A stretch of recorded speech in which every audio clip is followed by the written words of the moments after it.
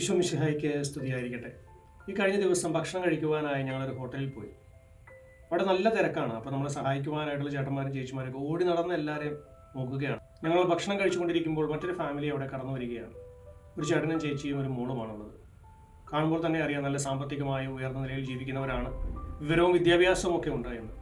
അവരൊരു ടേബിളിൻ്റെ അടുത്ത് വന്നു നിന്നു. അതിനുശേഷം ആ അറ്റൻഡറിനെ വിളിച്ചുകൊണ്ട് ആ വ്യക്തിയെ വളരെ മോശമായ രീതിയിൽ ശകാരിക്കുകയും വളരെ കയർത്ത് സംസാരിക്കുകയും ഒക്കെയാണ് ചെയ്യുക.